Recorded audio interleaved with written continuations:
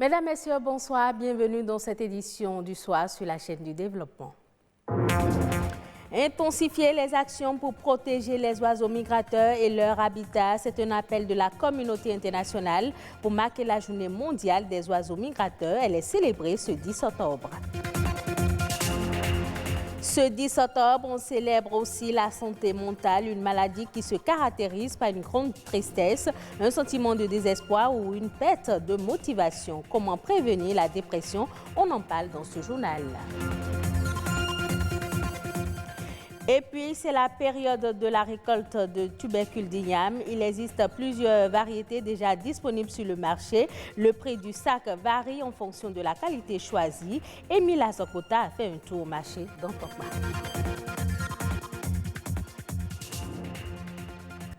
La communauté internationale célèbre ce 10 octobre la journée mondiale des oiseaux migrateurs. Cet événement est célébré 2 fois chaque année, les deuxièmes samedis de mai et d'octobre. L'objectif est de souligner la nécessité d'une collaboration internationale afin d'assurer la conservation des oiseaux migrateurs et leur habitat à l'échelle mondiale. Amandine Anyamboussou.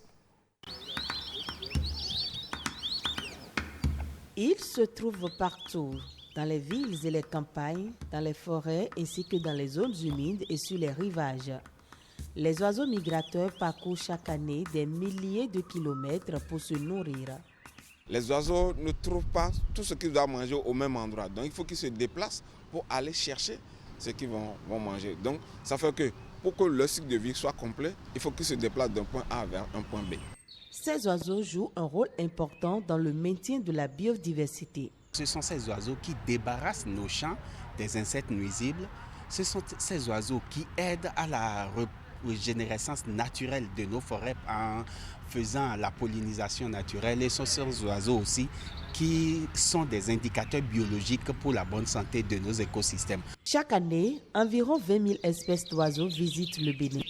Mais depuis 2019, à peine 10 000 avaient migré. Une diminution due à la destruction de leurs habitats. Aujourd'hui, on est en train de couper la mangrove. Ça veut dire qu'on est en train de détruire les espaces où les oiseaux, quand ils finissent de manger dans les eaux, vont se reposer ou bien vont faire leur nid et autres. Et il y a donc cette pression démographique qui influence ces écosystèmes-là qui ne sont pas favorables aux oiseaux. L'autre chose aussi, ce sont nos techniques de pêche qui parfois font que là où les oiseaux avaient l'habitude d'aller picorer, on installe des pêcheries sédentaires. Il y a des gens qui utilisent ces oiseaux-là comme base de leur alimentation. Donc, en tuant l'effectif, vous réduisez le nombre. Maintenant, il y a nos pratiques agricoles. Puisque vous savez, nous cultivons dans les plaines d'inondation. Et lorsque nous cultivons, nous apportons des fertilisants ou bien un certain nombre d'éléments qui entrent en ligne de compte et qui ne favorisent pas l'espace pour la nourriture de ces oiseaux-là. Les oiseaux migrateurs dépendent d'un réseau de sites qui traversent les frontières nationales le long de leur route de migration.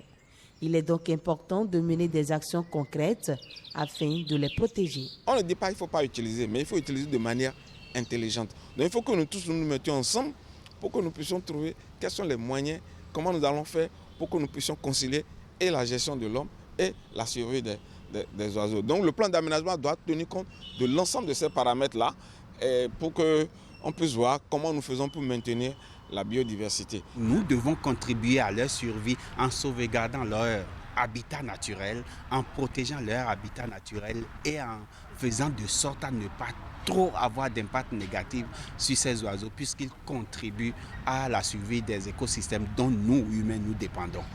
Le monde entier partage les oiseaux migrateurs, leur beauté et le phénomène spectaculaire de leur migration.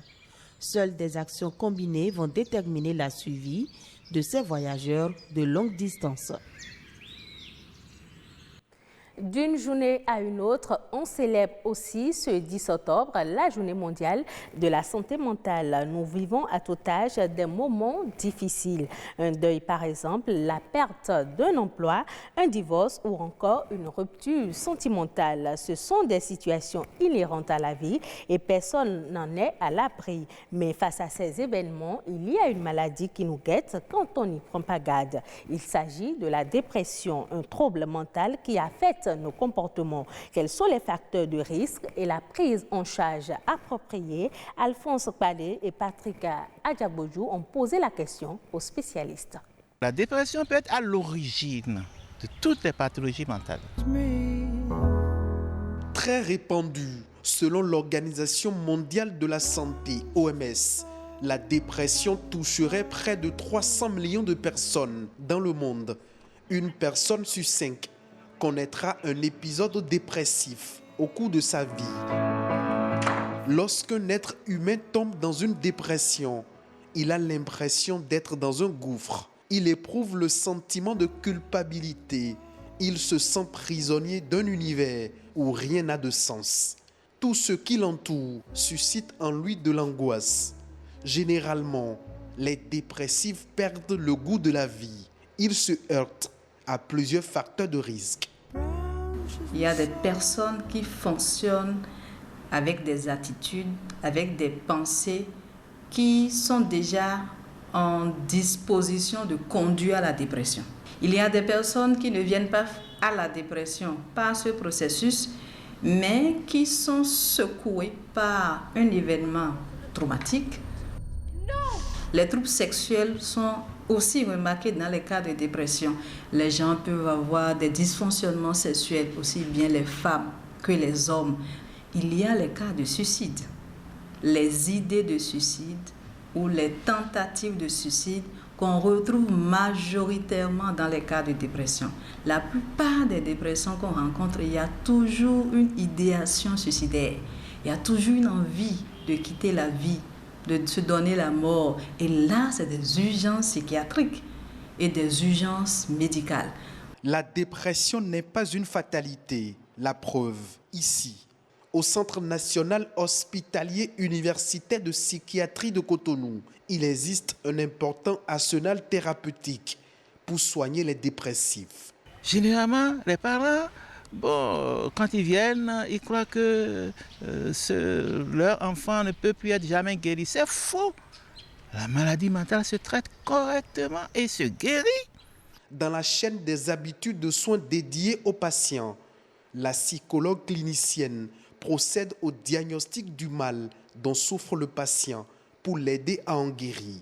Au cas où la personne affectée tente désespérément de se donner la mort, la prise en charge intervient. On doit forcément passer par un internement, ou on pourrait dire une hospitalisation, une surveillance et une proximité avec la personne, l'écouter, rassurer et rechercher dans son environnement les personnes qui peuvent l'aider à retrouver un certain goût à la vie. Il y a des activités artistiques et des activités thérapeutiques qui accompagnent les personnes en difficulté et qui leur permettent aussi de se sentir encore plus en confiance et de continuer le cheminement de la vie. Pas de vie humaine sans une vie mentale équilibrée et épanouie. Un bilan périodique de notre état de santé permet de barrer la voie à toutes les maladies qui nous guettent chaque jour. Dans les marchés du Bénin, précisément à Cotonou, le tubercule d'igname à la côte. Plusieurs types sont désormais disponibles, Laboko, Aklati, Satana et autres. Les coûts varient entre 5 000 et 60 000 francs CFA selon le sac et la variété que vous désirez acheter. Grande difficulté actuelle, pas d'affluence au niveau des acheteurs de tubercule d'igname. Une équipe de notre rédaction est allée au marché d'Antopa pour le constat. Igname, un produit très apprécié par les populations béninoises et qui permet de réaliser de nombreux plats locaux, dont l'igname pilé. Ici, nous sommes au marché d'Antopa, lieu de commercialisation par excellence de ce tubercule dans le littoral. Il en existe de différentes formes et variétés. Le sac d'igname qu'on appelle igname pour igname pilé là, même, le sac c'est à 14 000. Santana, on prend ça en bascule. 50 kilos, c'est à 15 000. Aujourd'hui, maintenant, c'est à 14 000 parce que ça a commencé par venir abondamment. Et le prix a descendu. Celle de ce que les fonds appellent Allah, ça a commencé de 17 000 et aujourd'hui, on est revenu à 12 000. Ce qui veut dire que ça, là, c'est bon. Mais pour l'abocola, cette année, l'abocola a chuté complètement. Parce que l'année dernière, on avait commencé le sac à 45 000. Ainsi de suite, ça descendait jusqu'à, c'est revenu à 15 000. Mais cette année, ce n'est pas le cas. C'est à partir de 15 000. L'aboko, le sac, c'est à partir de 60 000. Et les prix varient en fonction du type d'igname et de sac de kilogrammes. Les prix ne sont donc pas standards. La grande difficulté du moment, c'est l'absence d'une grande affluence de la part des acheteurs. Il n'y a pas marché comme ça, on est en début quand même. Il n'y a pas marché. On est dans la saison de l'igname, mais ça ne sort pas comme on veut. Et l'igname coûte cher. Jusqu'à ce jour, ça coûte cher. Ça ne vient pas abondamment comme l'année dernière. À cet emplacement, les vendeuses exercent leurs activités dans un environnement sécurisé, ont-elles précisé, puisque les clients ne reprochent rien à la qualité de ce qu'ils achètent, encore moins à sa provenance. Les enfants aiment trop ça. Et il y a des grands aussi qui aiment ça pour faire igname pilé. Quoi qu'en soit sa cherté, les gens commencent toujours à acheter. Ici, avant la saison du tubercule d'igname, cette rue était facile à emprunter, mais aujourd'hui, difficile de se frayer un chemin. Les tubercules d'igname règnent en maître. Le droit à la vie, l'un des droits humains les plus sacrés. Quelle est la portée du droit à la vie? Existe-t-il des exceptions au droit à la vie? Fidèle quiconque, défenseur des droits de l'homme, nous éclaire à l'occasion de la Journée mondiale de la peine de mort, célébrée ce 10 octobre. Aujourd'hui, vous ne pouvez pas jouir des droits humains si vous n'êtes pas vivant. Donc, le droit à la vie, c'est tout ce que vous mettez en place, tout ce que l'État met, tout ce que la société met en place pour garantir que l'individu naisse d'abord dans de bonnes conditions, puisse grandir dans de bonnes conditions et puisse vieillir et mourir de sa plus belle mort. Le droit à la vie se positionne comme la mère, en quelque sorte, de tous les droits. Mais je peux tout de suite dire que, contrairement à ce qu'on pense, le droit à la vie n'est pas un droit non dérogeable. Il y a des exceptions au droit à la vie, mais heureusement, toutes ces exceptions sont liées à la volonté de la personne qui est concernée par sa propre vie. Je prends par exemple le cas de l'euthanasie.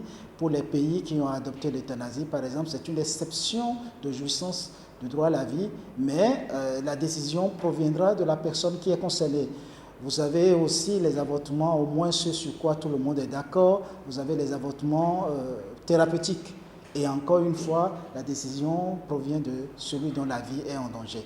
L'État est le seul détenteur, n'est-ce pas, de la violence qu'on peut appeler de la violence légitime.